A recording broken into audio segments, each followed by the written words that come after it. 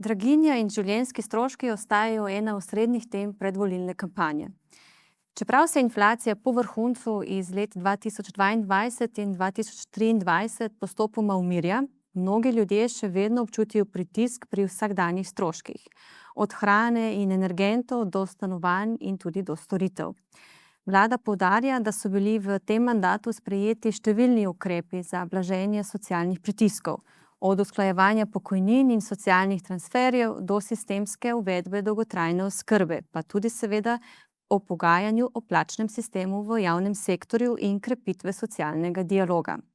Opozicija pa po drugi strani opozarja, da ljudje teh izboljšanj pogosto ne občutijo dovolj hitro, da je opozicija namreč vladi očita, da je v življenjski standard v zadnjih letih padel in da so cene hrane in storitev previsoke ter da vlada ni naredila dovolj za razbremenitev plač in davkov.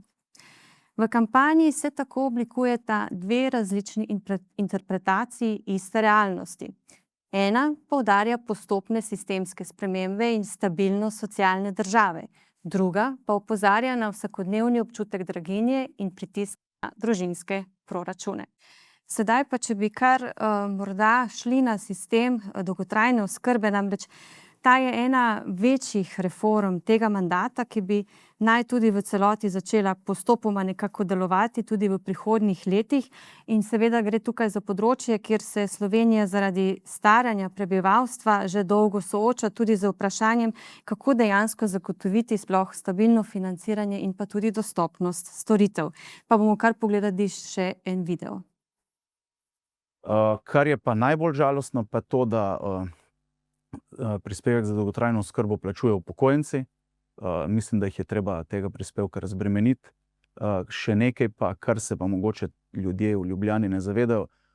Država je obremenila tudi kmečke žene, ki nimajo prihodkov, ki nimajo pokojnin, ki so celo življenje, delale, hrano preživljale družine, njih sistem obdavči kvartalno z pavšalnim prispevkom 35 evrov, kar je žalostno in nedopustno. Ja, sistem dolgotrajne oskrbe je bil vedno na mizi politike, celo neki zakoni so se že sprejemali, ampak brez kakršnekoli finančne podlage. Za tak velik sistem, da se premakne, da se zažene, da se začne uvajati, seveda ne more iti čez noč in potrebuje tudi sistemska sredstva. Zdaj, to je solidarnostni sistem. Jaz sem blazno vesel, da postaja dolgotrajna oskrba v zadnjih letih. Se pravi, skrbstvo starejših, ena izmed pomembnejših družbenih tem, ker sem se prej 2 mandata metal na zobe, pa ni šlo nič vse skupaj nikamor. In edina zares leva poteza, solidaren ukrep, ki ga je sprovedla vlada Roberta Goloba, je bila uvedba prispevka za dolgotrajno oskrbo, ki je proporcionalen. Se pravi, ni narejeno na enak znesek, je narejeno na enak procent. Takšne reforme so politično zahtevne, ker so nujne, njihovi učinki pa se pokažejo šele čez več let. V razpravah se Slovenijo pogosto primerja tudi z Avstrijo, kjer ima sistem dolgotrajne oskrbe daljšo tradicijo. Tam država upravičencem izplačuje tako imenovan Pflegegeld, denarni dodatek za oskrbo, ki se financira predvsem iz splošnih davkov in državnega proračuna, ne pa iz posebnega prispevka za dolgotrajno oskrbo. V Sloveniji pa se uvaja poseben prispevek za dolgotrajno oskrbo, pri čemer se je v javni razpravi odprlo tudi vprašanje, ali naj bi bili upokojenci tega prispevka oproščeni. Pa me zanima, dr. Kovačič, kaj menite o tem? Dolgotrajna oskrba je urejena pri nas kot zavarovanje. Zavarovanje za neka tipična življenjska tveganja, ki se marsikomu od nas lahko zgodijo. In mislim, da je prav, da to zavarovalno polico sklenejo in so obvezani plačevati prispevke pač vsi, tudi upokojenci. Jasno je, da upokojenca to nekaj stane, in se to pozna na koncu pri razpoložljivem neto dohodku, ampak če bo ta isti upokojenec v naslednjih letih obnemogel, če bo potreboval nastanitev v domu starejših ali oskrbo na domu in tako naprej, se bo pa pokazala neka druga plat tega, da je sklenil to obvezno zavarovalno polico, namreč dobil bo nadomestilo, mogoče tudi neke storitve, ki jih je treba še do konca implementirati in razviti. A veste, to je tako, kot da bi rekli, upokojenci pa naj bojo oproščeni plačevanja ne vem, zavarovalnine za požarno zavarovanje stanovanja. Ja, v redu, ampak ko bo požar, potem ne bo imel kritja. Ne? In zavarovanja sklenemo ravno zato, da se to breme, to finančno breme nekega izrednega dogodka, ne, ki je tudi izračunljivo statistično, se porazporedi med celo populacijo in tisti, ki ga potem taka nesreča statistično oziroma konkretno doleti, zato ni pahnjen v popolno revščino. Velja, doktor Uhan, omenila sem že tudi predhodno inflacijo in sicer, čeprav se inflacija nekako postopoma umirja, pa je ta občutek draginje med ljudmi nekako ostaja. Zakaj se pogosto zgodi, da se pravi makroekonomski kazalniki izboljšujejo, občutek življenjskega standarda pa ostajajo nekako negativni? Zelo občutljivi smo vsi na ta cenovna nihanja in tisto, kar nas tukaj vodi, je naša osebna izkušnja. Vsi nimamo enakih potreb, vsi nimamo enakih želja. Velikokrat pa se zgodi, da se tukaj ujamemo v neko zanko, ljudje z različnimi kategorijami dohodkov gojijo različna pričakovanja in včasih se zdi, da prestopimo rob teh pričakovanj, ko tudi ljudje, to nam kažejo javnomnenjske raziskave, v kombinaciji odgovorov in dejavnikov s povsem podobnimi dohodki, celo nadpovprečnimi, ugotavljajo, da težko servisirajo svoje potrebe. Tukaj se moramo spraševati o upravičenosti pričakovanj glede nekaterih potreb. Ne zanikam seveda težav ljudi z zelo nizkimi dohodki, ki zaradi nekaterih ekonomskih dogodkov ali pa tudi špekulacij lahko postanejo žrtev nekaterih ekonomskih politik, tudi vlade, pa vendarle je tukaj nekaj, kar ni samo slovenski problem, ampak dejavniki, ki na to vplivajo, so tudi dejavniki širše okolice. Imela pa za vas še eno vprašanje okoli dolgotrajne oskrbe in sicer družba se hitro stara. Odpira se seveda tudi vprašanje potem generacijskega ravnovesja. Kako pa seveda zagotoviti potem sistem, ki bo nekako finančno vzdržen tudi čez 20-30 let, ko bo delež starejših seveda še bistveno večji? Ne gre samo za ta ukrep, ampak tudi vse druge ukrepe, ki so povezani s staranjem prebivalstva. Mislim, da se običajni prebivalci, državljani zelo slabo zavedamo ali pa zavedajo, kaj v resnici pomeni staranje prebivalstva. Banalna je ugotovitev, da seveda vsi vsak dan staramo, ampak v sociološki definiciji ne gre za to. Gre za to, da se spreminjajo razmerja v starostni piramidi in da je tukaj na delu nek sistem, neke solidarnosti, ki je tradicionalen za ta del Evrope ali pa držav.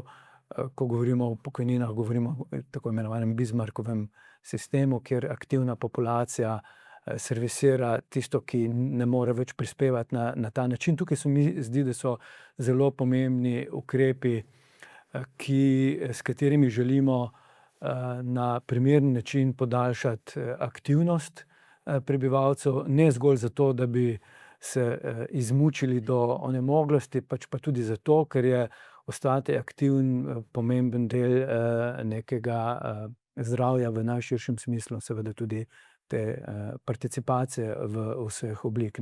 Nič vam ne pomaga, če zelo hitro upokojite ljudi in si na ta način nakopljate težave v smislu občutka pripadnosti, koristnosti in tako naprej. Gremo sedaj še na temo minimalne plače. Ta je bila v kampanji večkrat v središču razprav, predvsem glede vprašanja, ali je bolj učinkovito administrativno zviševanje minimalne plače ali pa razbremenitev dela z nižjimi davki in prispevki. In preden nadaljujemo, si samo pogledamo še video. Stopnje DDV-ja pač imamo takšne, kot imamo. Predvsem je potrebno razbremeniti delo, kot sem povedal, pa bom recimo povedal na principu minimalne plače. Mi smo zdaj pred kratkim administrativno dvignili minimalno plačo na višji nivo. Kaj to pomeni? Mi bomo zaradi tega šli v inflacijsko spiralo in kljub temu, da smo povišali dohodke, si bomo na koncu lahko privoščili manj. Če znižamo stroške dela, nam več ostane v denarnici, nimamo te inflacijske spirale. Se pravi, doktor Kovačič, kako bi reagirali oziroma kako bi komentirali na to? Ja, davki in prispevki niso državni rob, ampak so vir za financiranje različnih javnih storitev, ki omogočajo prebivalcem večjo kakovost življenja. Zdaj, če nekdo zagovarja znižanje določenega tipa davkov, potem mora povedati, ali bo neke storitve spremenil v samoplačniške in bodo pri tem verjetno oškodovani tisti, ki imajo podpovprečne dohodke, ali pa bo uvedel nek drug davek, ki pa spet nekim drugim ljudem ne bo všeč. Tako da tu bi bilo dobro biti pošten in si naliti čistega vina. Doktor Uhan, kaj vi menite? Samo lahko rečem, da se s tem strinjam in da je tukaj seveda veliko demagogije vezan na predznak, če tako rečemo. Mogoče še to, To nedavno zvišanje minimalne plače za približno 16% je bilo seveda velik šok za gospodarstvo, pa vendarle ni bil nepričakovan. Namreč tak zakon o minimalni plači, kot ga imamo že vrsto let. To je prvo in ve se, da sta dva načina, kako se minimalna plača uskladi. Eno je tisto redno letno z inflacijo, drugo pa je na vsakih nekaj let, ko ministrstvo da zunanji instituciji izračunati novo višino minimalnih življenjskih stroškov. Ti so se precej dvignili v preteklih inflacijskih letih in v bistvu ta populacija, ki ima najnižje dohodke, je šele zdaj prišla na vrsto za konkretno večjo korekcijo njihove zagotovljene minimalne plače. Dogovor na ekonomsko-socialnem svetu, tudi z delodajalci, da bo ministrstvo za letošnje leto naročilo nov izračun minimalnih življenjskih stroškov, je bil pa sprejet že lani januarja.